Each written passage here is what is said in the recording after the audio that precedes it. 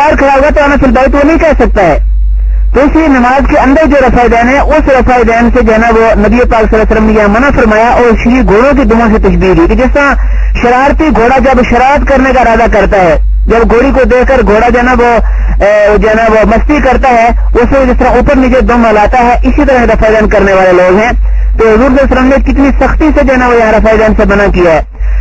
اب اگر جو ہے نا وہ نبی پاک صلی اللہ علیہ وسلم کے یہ دونوں فرمان اگر غیر مقلدین کے سامنے کوئی فیصلے والی حدیث موجود ہے کہ آپ نے فرمایا ہو کہ رفع دین کرنے والی حدیث پر عمل کر لینا جس کو غیر مقلدین چمٹے ہوئے ہیں, اور نہ کرنے والی حدیث کو چھوڑ دینا, تو وہ فیصلے والی حدیث ہے نا ہمارے پاس غیر مقلد پیش کریں, لیکن قیامت تک پیش نہیں کر سکتے. جب ان دونوں حدیثوں کے بارے میں فیصل کن حدیث کوئی نہیں ہے تو اب ایم مجتہدین نے اس میں اجتہاد کیا ہے کہ ان میں سے کون سی حدیث کو عمل کیا جائے. امام ابو حنیفہ رحمۃ اللہ فرماتے ہیں کہ رفع دین کرنے والی حدیث پر جو ہے نا عمل نہ کیا جائے کیونکہ یہ پہلے زمانے کی حدیث ہے, کیونکہ سجدوں میں رفع دین کرنے کی حدیث بھی موجود ہے اور وہ پہلے زمانے کی ہے. تو اسی طرح جو ہے نا وہ سلام کی حدیث بھی ہے تو پہلے زمانے کے اندر رفع دین کی ہے. اس طرح رکوع والی حدیث بھی پہلے زمانے کی ہے, بعد میں چھوڑ دی گئی ہے. جبکہ دیگر ائمہ کے نزدیک جو ہے نا وہ نہیں کہ جو ہے نا یہ رفع دین سنت کے اعتبار سے ٹھیک ہے.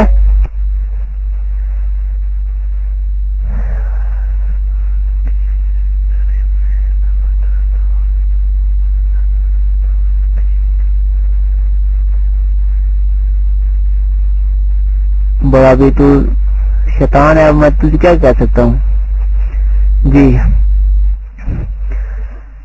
تو اس لیے جو ہے نا وہ اب یہ جو ہے نا دو طرح کی حدیثیں اب آپ حضرات کے جو ہے نا وہ سامنے آ گئی.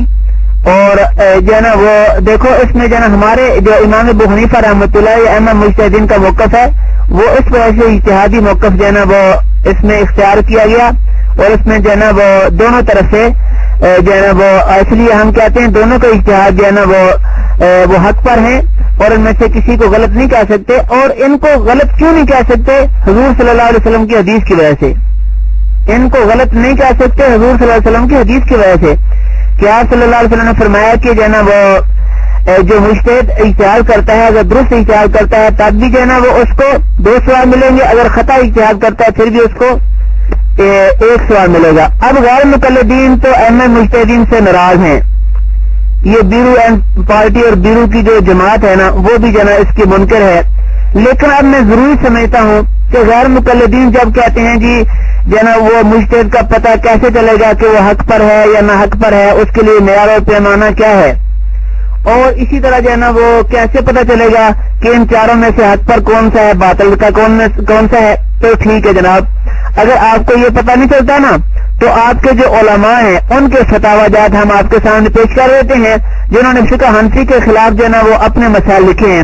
تو اب آپ کو اپنے مسائل کے اوپر تو شک نہیں ہونا چاہیے کیونکہ وہ تو قرآن حدیث ہے, اور انہوں نے تو قرآن حدیث کے بالکل جو ہے نا مطابق مسائل جو ہے نا وہ لکھے ہیں. کیونکہ وہ حضرات جو ہے نا انہوں نے فقہ حنفی کے خلاف قلم اٹھایا تو لہٰذا قرآن بھی ان کے پاس موجود ہے اور حدیث بھی ان کے پاس موجود ہے. اور فقہ حنفی کے مقابلے میں کتاب جو لکھی اس کا نام رکھا نظر الابرار من فقہ النبی المختار, نیک لوگوں کی مہمانی, نظر الابرار نیک لوگوں کی مہمانی نبی کی فقہ سے.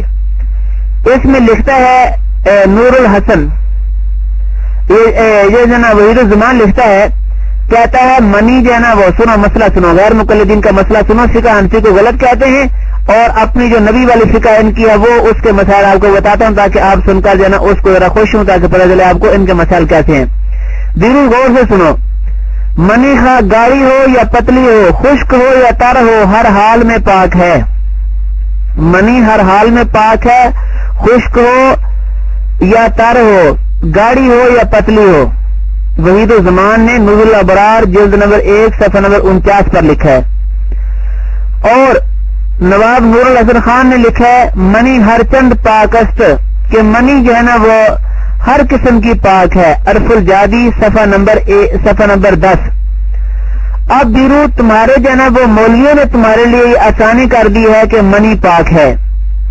اب تم جو ہے نا وہ خود, اب آپ کی مرضی ہے کہ آپ جو ہے نا منی کس طرح کھاتے ہیں یہ تو آپ خود بتائیں گے.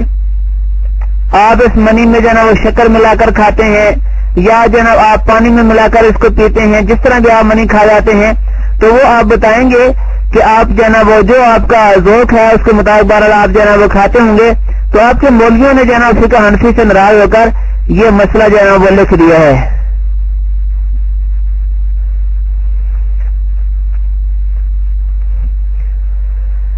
بالکل جی، یہ تو منی کی کلفیاں جو ہے نا بنا بنا کر کھاتے ہیں، اسی لیے تو بار بار جو ہے نا وہ میچ کے اوپر آ کر بھونکتے ہیں، بکواس کرتے ہیں، اس لیے تو وہ حرامی طالب و شیطان اپنے باپ کا نام نہیں بتا سکا تھا۔ تو منی خور ہے نا یہ بخیر بھائی۔ اچھا، فقہ محمدیہ صفحہ نمبر 46 جلد نمبر 1 مولانا ابو الحسن محی الدین لکھتے ہیں کہ منی پاک ہے اور ایک قول میں کھانے کی بھی اجازت ہے۔ منی پاک ہے اور ایک قول میں کھانے کی بھی اجازت ہے۔ اب چونکہ اس نے جو ہے نا وہ مسئلے کو چھیڑا ہے فقہ حنفی کے بارے میں اور ائمہ اربعہ کے بارے میں، اس لیے ان کے مسائل کو بتانا ضروری سمجھتا ہوں۔ اچھا، دوسرا مسئلہ سنیے۔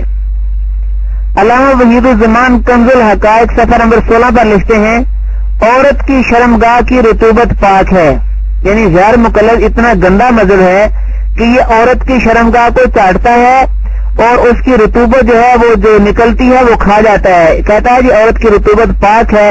اس طرح کا یہ بغیرت مذہب ہے۔ اچھا، آگے لکھتا ہے کہ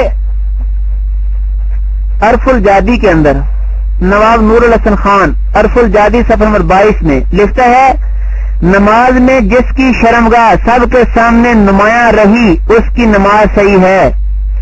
نماز میں جس کی شرمگاہ سب کے سامنے نمایاں رہی اس کی نماز صحیح ہے۔ بتاؤ کہ غیر مقلدین کے نزدیک اگر جو ہے نا کوئی ننگا مرد یا عورت نماز پڑھ لے اور سب کے سامنے غیر مقلدن ننگی ہو کے نماز پڑھ لے تب بھی بالکل ٹھیک ہے، اس میں کوئی فرق نہیں ہے۔ بیرو اب بتاؤ کہ آپ کے جو ہے گھر والے وہ سب کے سامنے ننگے بازار میں ادھر فیصل آباد میں نماز پڑھتے ہیں یا کس طرح نماز پڑھتے ہیں؟ بتاؤ ذرا۔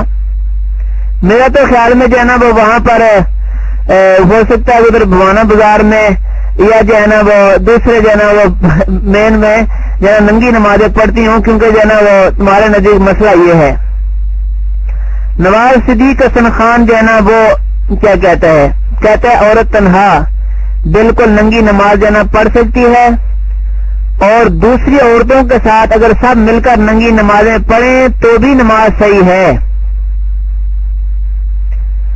اور میاں بیوی دونوں اگر اکٹھے مادرزاد ننگے ہو کر نماز پڑھیں تو بھی نماز صحیح ہے۔ عورت اپنے باپ، بیٹے، بھائی، چچا، ماموں سب کے ساتھ مادرزاد ننگی ہو کر نماز پڑھے تو نماز صحیح ہے۔ یہ ہے مسئلہ قرآن حدیث والا۔ ایما کی فقہ تو غلط ہے، یہ قرآن حدیث والا مسئلہ ہے۔ بدور الحلہ صفحہ نمبر 39 ہے، یعنی مجبوری کوئی نہیں ہے، بھائی اس پاس ہے، باپ ہے، چچا ہے، ماموں ہے، اس کے ساتھ مل کر ننگی نماز پڑھ سکتی ہے۔ تو فقہ حنفی پر اعتراض کرنے والے غیر مقلدو ڈوب کے مر جاؤ۔ غیر مقلدین کا جو ہے نا وہ ایک اور عالم شیخ الکل فی الکل میاں نذیر حسین